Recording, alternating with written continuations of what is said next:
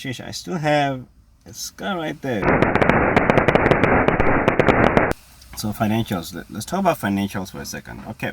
Why festive seasons always present a financial challenge for people? And it's not necessarily because people have very little money. It's not hard to save money at all. You'll hear a lot of people saying that December time is 2 months in one. A lot of people here in South Africa, they have to travel back home, visit their parents. But traveling costs about 2,000 rands for me. That includes fuel, that includes toll gates, that includes, make it festive a little bit. So, but is it all that hard though?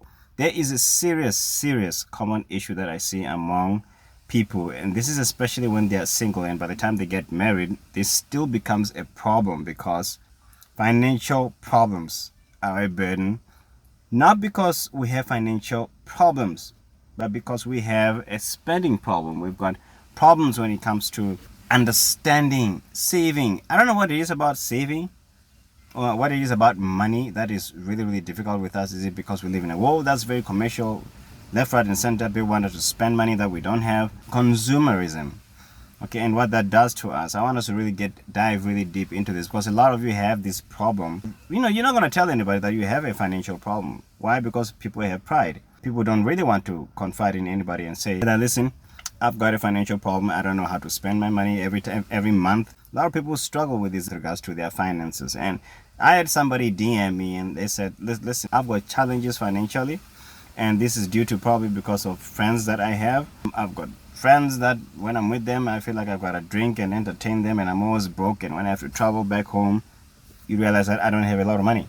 Here's the thing. We live in a world that will give you every reason to spend that money that you have. There's got to come a point in time where you need to reconcile yourself with the fact that you're not a good spender. We are not financially educated because our parents grew up in a time or in a world that never educated them about money. We grow up going to school system that educates us that you need to get a job. Once you get a job and you're set for life. Basically, set for life means that you've got a banking system, you've got a financial industry, you've got insurance companies, you've got people left, right, and center seeking for attention, needing your money, meaning that they're not going to give you a break. There is no such thing as a break. And there's no guarantee that you're going to stay with one job or you're going to keep up, we don't know what pandemic is going to hit next. You might think about, your retirement fund and everything, but things don't always work out according to plan. Okay, stop thinking about things that you might never see. Nobody says that you're going to see your 60th year or your 70th year or your retirement or anything like that. We're talking about understanding finances from what you get at the end of the month and how much you spend out of that month and how much you still have remaining that you can consider your savings. Okay, so just understanding that process. It's hard for a lot of people. Okay, a lot of people will tell you that they've got a lot of expenses by the end of the month. Okay, those are not expenses that you were born with. Those are expenses that you've accrued, but due to your nature of spending. And if you don't get a good grasp of this thing, fam, I'm telling you, okay, it's gonna eat you up. It's gonna eat you up. You're gonna make excuses about paying bills. You're gonna make excuses about the fact that you're married, the fact that when you have to get married, you have to spend a lot of money. Once again, weddings are very expensive. Having children are very expensive. Life in general is very expensive, guys. Maybe you've got a lot of debts to pay. A lot of you are single, and when you don't master this process, it affects you in your marital life. It affects your marriage. It affects your mental well-being. It affects you as a person.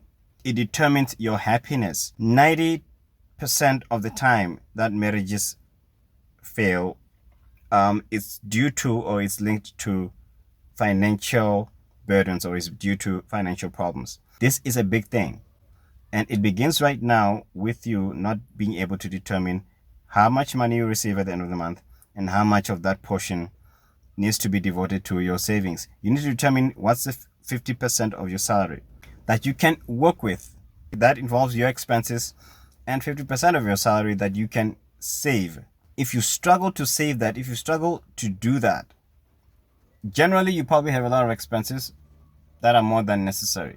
Now your job is to go and find out where are those expenses coming from, and if those expenses are necessary, are they necessary expenses or they are self-induced expenses? You've got expenses that are self-induced and you've got necessities. I mean, you got to keep that in mind, and you got to interrogate yourself a lot. Have a good way of keeping track of where your money is going and what you spend your money on. Write this down. I have this on my laptop. I know exactly how much money comes out of my debit orders, and I know how much money remains unencumbered, and how much of that goes on to other special expenses. When I call special, I'm talking about things like Netflix, which I'm going to cancel, by the way, because it's pretty useless for a Mac user. Other different type of things that are generally entertainment and etc. I have a weekly budget when it comes to food, when it comes to how much I spend in a week. It makes it a lot easier for me to know how much money I'm spending every week and how much food costs. How much does my life cost in general? So I know how much money I spend per day. I've got a limit in terms of how much I spend within a day. I'm talking about if I'm gonna spend money for lunch, for instance. What's my limit in terms of that? What's my limit per week? How much money I spend within a week, and I multiply that by 4, so I know by the end of the month how much money I've got.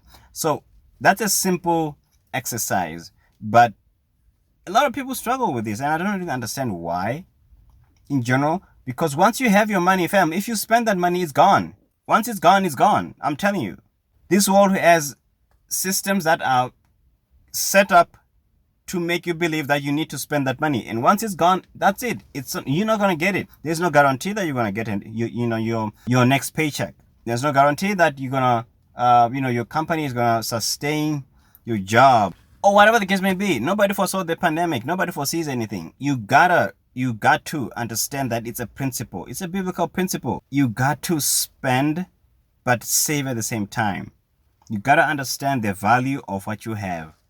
This is financial issues that people have, and when they don't resolve this, it becomes a problem within their marital life later on in life, because that's what you're taking to your marriage. And if you don't work this out and you don't discuss this type of things with the type of person that you're with in a relationship, fam, I'm telling you, okay, there are some problems that are not necessary, that are quite workable, that you can resolve. Do yourself a big favor and a great favor, okay? Stop believing the lie that you need better. Stop believing that, okay? Warren Buffett wouldn't have been the happiest person in the world while he has all the necessary provisions that life could ask for, okay? He lives in a very basic house because he knows that he can sustain his own life. His children, they could study anywhere they like. They could have all the provisions that they like, and that's it, As a matter of fact, it took his children a couple of decades later in their adulthood to know who their father was, that he was actually the second richest person in the world. They never knew what he did. I've seen people that do manual labor. They don't earn a great salary or anything, but they're probably one of the most happiest people that I've seen. It shows in their marriage. It shows in their family. And I've seen other people that do substantially well, but they're still not happy. We hear this all the time, guys, but we never really apply this thing. It's like everybody just wants to find out if it's true or not. I don't know why you want to do that. It's not worth it. All right, money is not bad. Your spending habits are bad. And your lack of understanding for money. Money is fuel. And if you don't understand how fuel works and from which point it takes you up to which point, you're going to leave yourself stranded. And that's literally what people do every day. So that's my financial advice for now. For you as a single person, as you enter this new year, just try and do something different. Do something new. It's January, folks. Start now. Start learning now if you haven't started. Start saving and understanding how the flow of your money is going. You don't need an accountant for this thing. God gave you the smarts. God gave you the blessings. Know how to use God's blessings, and your blessings will work for you. That's the principle. All right, guys. If you made it up to this far, thanks for watching. My name is Fidel. I talk about singleness with purpose, godly living, and godly relationships for those who are singles and those who are married. All right. Hit that like button. Do leave a comment and tell me about other topics that you would like me to tackle and talk about. All right. God bless you guys. May you have a wonderful and fruitful 2022. God bless you. Yes.